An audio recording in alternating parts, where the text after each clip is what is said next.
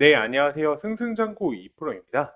오늘은 최근 글로벌 경제 상황과 암호화폐 시장 그리고 리플의 전략에 대해서 리플랩스의 사장 모니카 롱의 지난 CNBC와의 인터뷰를 통해 알아보려고 합니다.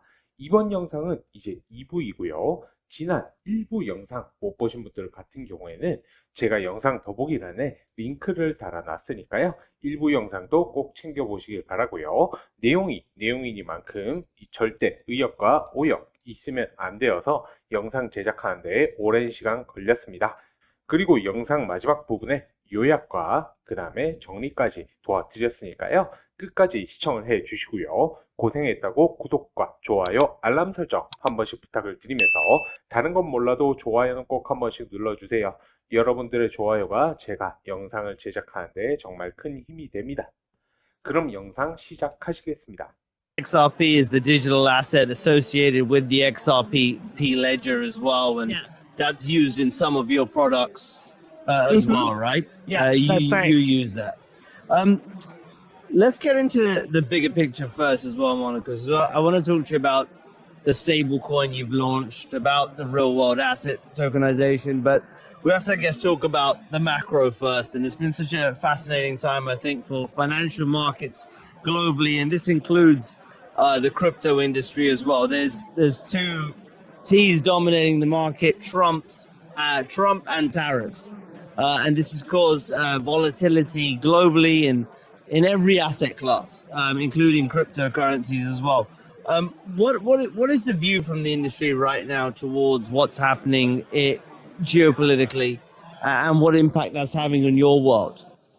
Yeah, I mean, certainly the macro environment has become very volatile, like you're explaining, and uncertain. And so I think we at Ripple, we in the industry, we are kind of watching to see what happens, how this plays out. Within crypto, I can say that, within the microcosm of crypto, there's been a lot of market volatility since the beginning. So high times, low times, long low times, the winters as we call them in crypto.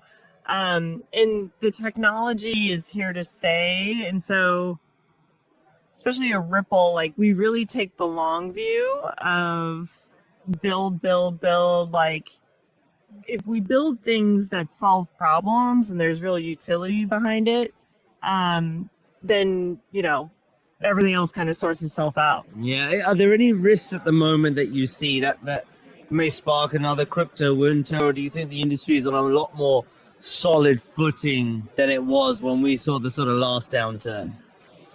Yeah, it's a good question. Crypto certainly exists within the macro economy, so it's I don't think it's it will be a part of the bigger picture. However that pans out, we're gonna see. But in terms of any specific risks to the crypto ecosystem, we're in a sturdier place.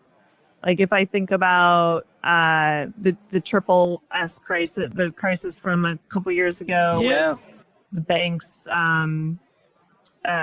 Signature and Silvergate Bank kind of debanking crypto, that was a real systemic risk. It was very fragile. Yeah, it's been interesting to think about we obviously always talk about crypto in cycles, and there were these almost predictable or cycles that had similar patterns over the years around the Bitcoin halving, and those were almost thrown off with the launch of the ETFs in the US. When was that, last year?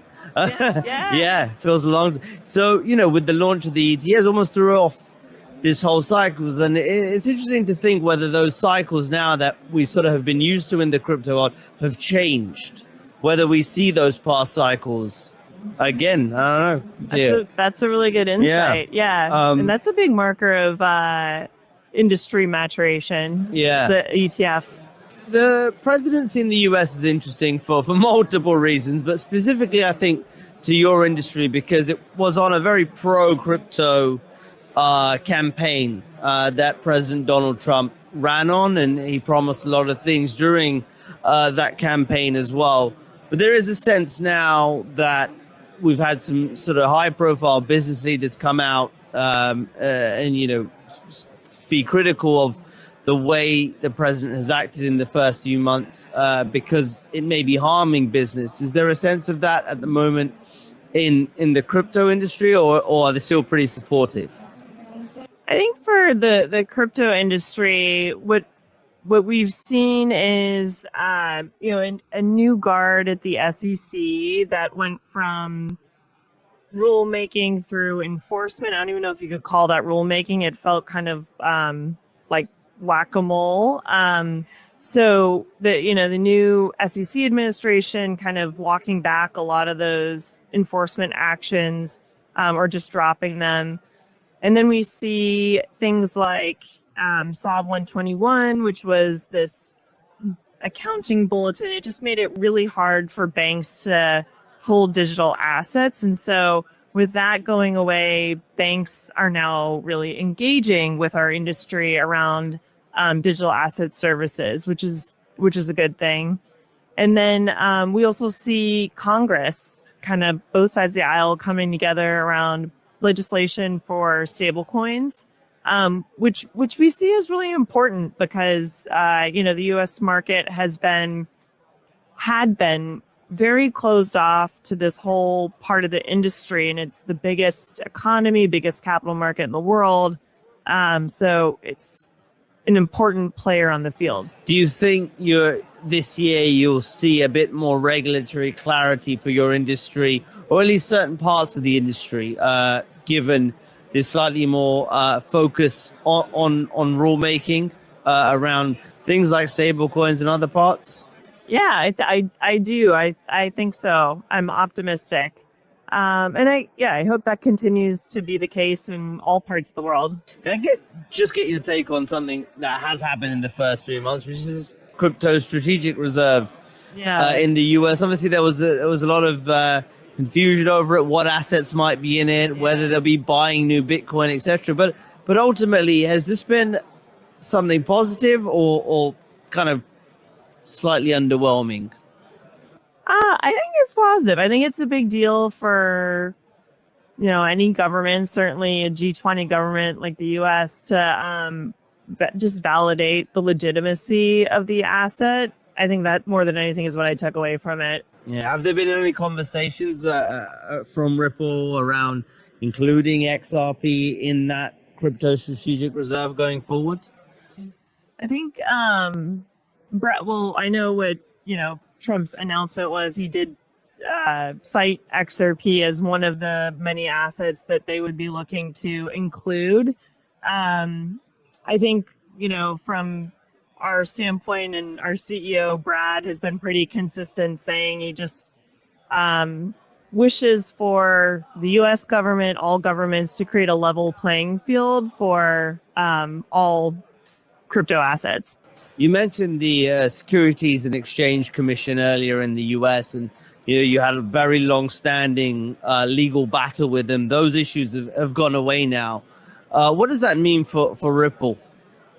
Yeah, it's good to have that behind us. And the judge's ruling in our case was actually July of 2023. So in that moment, she wrote the law of the land that Xrp in and of itself is not a security. And that's really how we've moved forward with our business since then.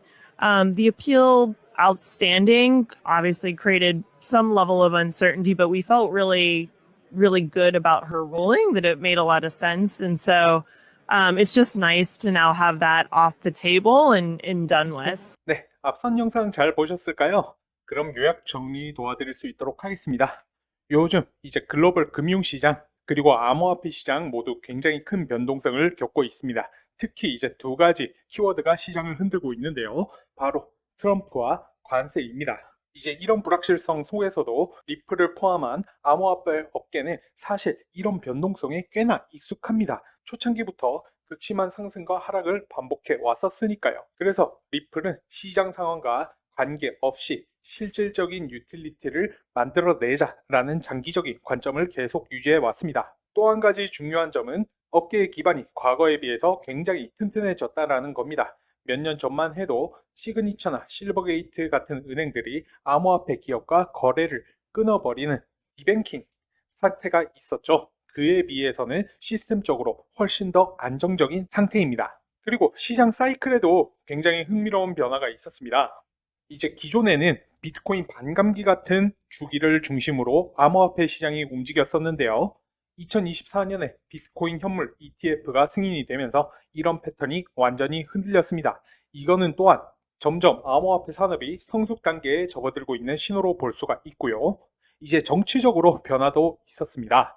트럼프 대통령은 친 암호화폐 공약을 내세웠지만 최근 몇 달간 일부 기업인들은 트럼프의 정책 방향에 대해 우려를 표하기도 했습니다. 다만 업계 내부에서는 새로운 SEC 지도부가 과거의 과잉 규제를 줄이면서 시장에 긍정적인 신호를 보내고 있다라는 평가가 나오고 있는 것이죠. 특히 미국 의회는 여야를 막론하고 스테이블 코인 규제에 협력하는 모습을 보이고 있는데요. 이제 올해 25년 안에 스테이블 코인 같은 분야에서 규제 명확성이 더 진전될 것으로 기대하고 있습니다. 또 하나 주목할 점은 바로 미국 정부가 추진하고 있는 크립토 전략 비축입니다. 이를 통해 비트코인뿐만 아니라 여러 디지털 자산의 정당성을 공식적으로 인정하게 되었고 리플의 XRP도 그 리스트에 포함될 가능성이 언급이 됐었죠. 이제 마지막으로 리플에게는 아주 중요한 소식인데요. 바로 SEC와의 오랜 법적 분쟁이 종결이 됐다라는 거죠. 2023년 7월 법원 판결로 XRP 자체는 증권이 아니다 라고 명확히 판시가 되었습니다. 이제 리플은 이 불확실성을 벗어나 글로벌 확장에 훨씬 더 박차를 가할 수 있게 되었습니다. 이제 정리를 하자면 지금 암호화폐 업계는 과거보다 훨씬 더 탄탄한 이제 기반 위에 위치를 해 있고 거시경제 불확실성 속에서도 리플은 이제 실질적인 가치를 만들기 위해 꾸준히 움직이고 있다는 점입니다. 앞으로의 행보가 더 기대되게 만드는 리플의 모습인데요. 여러분들은 영상 보시고 어떤 생각이 드셨는지 이제 댓글로 자유롭게 남겨주시면 감사하겠습니다. 저는 또 유익한 영상으로 찾아뵐 수 있도록 하겠습니다. 감사합니다.